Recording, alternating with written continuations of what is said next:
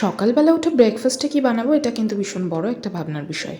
তাই আজকে ভাবলাম যে একটু স্যান্ডউইচ বানাবো, চিকেন স্যান্ডউইচ। সামান্য একটু চিকেন ছিল ঘরে, সেটা দিয়েই হয়ে যাবে। তাই কড়াইয়ে একটু সামান্য তেল গরম করে তাতে দিয়ে দিলাম রসুন কুচি। আর চিকেনটাকে কিন্তু আমি আগে থেকে সেদ্ধ করতে দিয়ে দিয়েছিলাম। চিকেনের মধ্যে দিয়েছিলাম একটু বাটার, একটু গোলমরিচ, একটু সামান্য নুন আর একটা তেজপাতা। রসুনটাকে ভালো করে ফ্রাই করে নেওয়ার পর এর মধ্যে আমি দিয়ে দেবো পেঁয়াজ কুচি। আর এর মধ্যে অনেক কিছু ভেজিস অ্যাড করা যেতে পারতো, কিন্তু ঘরে কিছুই ছিল না। ক্যাপসিকাম সবসময় থাকে, আজকেই দেখছি ক্যাপসিকামটা নেই, শেষ হয়ে গেছে। তাই কি আর করা যাবে, পেঁয়াজ দিয়ে আজকের মতো কাজ চালিয়ে নিতে হবে। রোজ রোজ যদি এরকম ইন্টারেস্টিং খাওয়ার দাওয়ার হয় তাহলে কিন্তু মন্দ হয় না, তাই না? প্রতিবার পুজোর আগে ভাবি রোগা হবো, কিন্তু সেটা আর হয় না, কারণ এই যে আমি এত ফুডি তাই। আর এইদিকে কিন্তু ভালো করে পেঁয়াজগুলোকে ভাজা ভাজা করে নিচ্ছি। আর চিকেনটাকে আমি আগে থেকেই ভালো করে ছাড়িয়ে রেখেছি। অল্প একটুই চিকেন রয়েছে, হয়ে যাবে আমাদের তিনজনে। এবার চিকেনগুলোকে দিয়ে দেবো, আর চিকেনগুলোকেও একটু পেঁয়াজের সাথে ভালো করে ফ্রাই করে। যখনই টুকটাক কিছু বানানোর থাকে আমি লোহার কড়াইটাই ইউজ করি, এটাতে কিন্তু রান্না করতে বেশ সুবিধা হয়। বেশ কিছুক্ষণ পর যখন একটু ভাজা ভাজা হয়ে আসবে, তার মধ্যে একটু গরম মশলা আর একটু গোলমরিচের গুঁড়ো ছড়িয়ে দেবো। এর জন্য কিন্তু টেস্টটা আরও দ্বিগুণ হয়ে যায়। যে আমার হয়ে গেছে, কড়াই থেকে নামিয়ে নিয়েছি। এবার এটার মধ্যে দিয়ে দেবো একটু মেয়োনিজ। প্রথমে ভেবেছিলাম যে সবাই যেরকম ঘরে মেয়োনিজ বানাচ্ছে আমিও বানাই, কিন্তু সময়ের অভাবে আর বানানো হয়নি। এরপর এর মধ্যে দিয়ে দেবো টমেটো কেচাপ। মেয়োনিজটা কম লাগছিল বলে আমি পরে আবার একটু মেয়োনিজ অ্যাড করেছিলাম যদিও। আর এটাকে ভালো করে এটার সাথে মিক্সড করে নেব।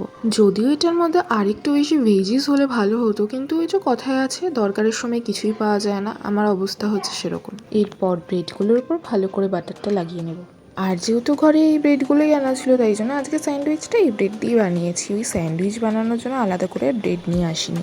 তো যাই হোক, একে একেই পাউরুটিগুলোর উপর এই চিকেনের পুরটাকে দিয়ে ভালো করে চাপা দিয়ে একটু বাটার লাগিয়ে পাউরুটিগুলোকে একটু সেঁকতে দেবো। আর এই যে রেডি আমার চিকেন স্যান্ডউইচ। দেখতে হয়তো সেরকম লোভনীয় লাগছে না, বাট খেতে কিন্তু দুর্দান্ত হয়েছিল। কেউ তারিফ করার আগে নিজের রান্নার তারিফ নিজেই করে দিলাম। ব্রেকফাস্টটা সেরে নিয়ে এবার আমি বসে গেছি রাখি বানাতে। সামনেই যেহেতু রাখি, আর আমি হ্যান্ডমেড রাখি বানাই, তাই জন্য সময় হাতে বেশি নেই।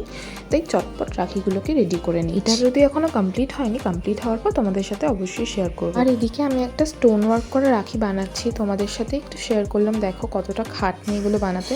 এই ছোট্ট ছোট্ট স্টোনগুলোকে খুঁজে বার করে আঠার মধ্যে লাগানোটা কিন্তু ভীষণ পেশেন্সের কাজ। আমার যদিও অন্য কাজের ক্ষেত্রে পেশেন্স না থাকলেও এই কাজগুলো করতে কিন্তু আমার ভীষণ ভালো লাগে। স্পেশালি রাখি বানানো, হ্যান্ডমেড যে কোনো কাজ।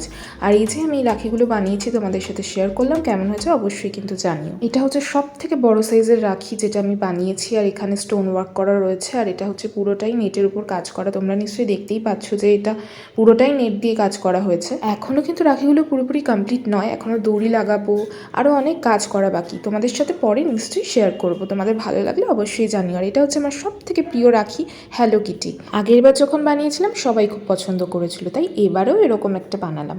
চলো তাহলে আজকের ভিডিওটা এই পর্যন্তই, দেখা হচ্ছে নেক্সট কোনো ভিডিওতে। টাটা।